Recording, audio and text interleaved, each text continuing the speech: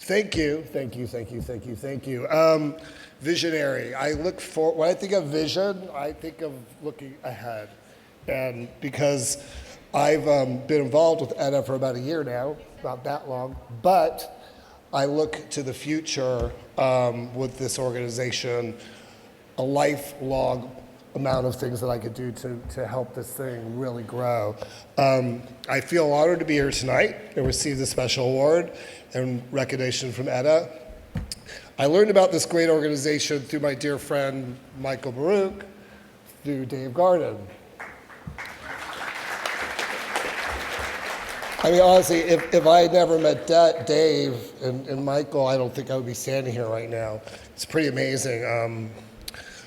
I went to, when I went and visited the homes, Dave's brother, John, is in a home, and it was really cool because when I met him, when you have friends and they have brothers and sisters, but you've never met them before?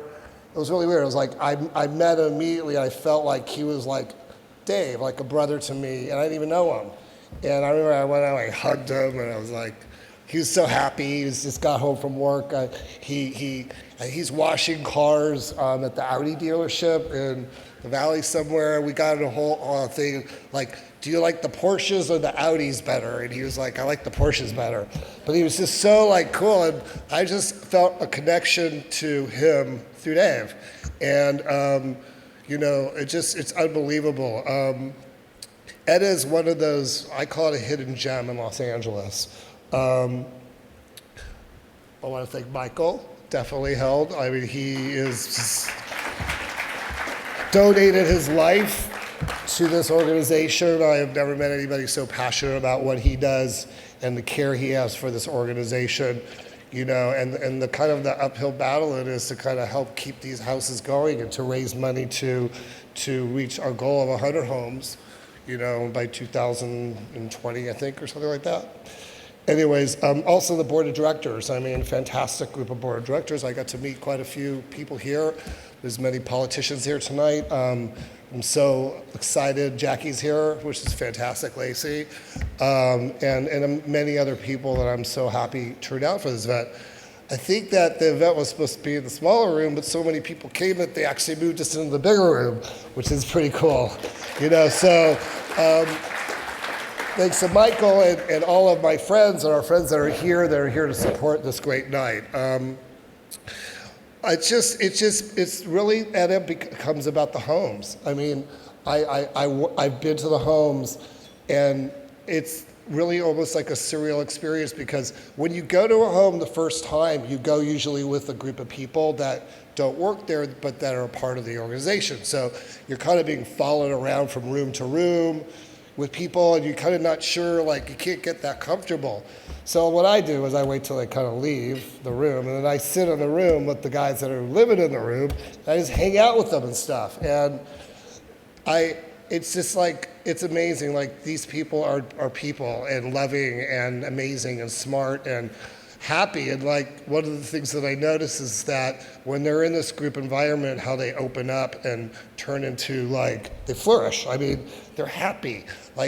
One of the guys walked up to me and he just told me, I just lost a whole bunch of weight. I think he's here somewhere. He said, I went on a diet, I lost a lot of weight. I was like, why did you do that? He goes, because there's girls out there and I want to look good.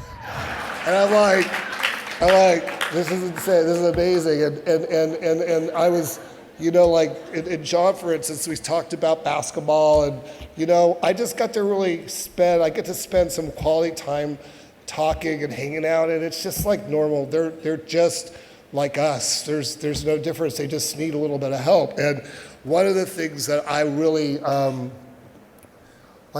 felt really happy about was the care that they get in the homes and how passionate the people are that work there. You kind of worry, when I leave, what's going to happen? Or it's kind of like you worry about your babysitter and stuff.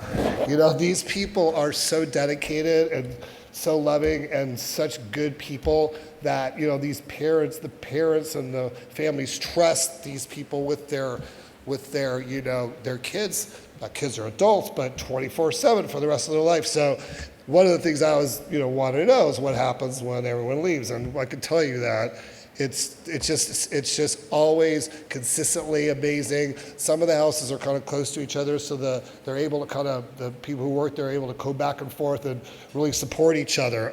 I wrote a whole speech, but I'm not even saying anything on the speech. I'm just kind of talking what I'm supposed to do. I come from a family that likes to help, and the lights are going up, and that must mean I got to get out of here. But I come from a family, we love helping, and my brother Dean, who's here, we have a foundation that we've, one of the longest running foundations in the city, we just found out, is our foundation. We were able to help ETTA, and I see so many familiar faces out here that I know and I love, that I know all of my friends give in one way or another. I know Gary Gilbert, Gary's here, I know he does the same thing back on the East Coast. He has these kind of the same situation that goes really well. So, I just basically wanted to say that I'm here for my whole life. I'm going to help ETTA and try to reach people. That's what I do best.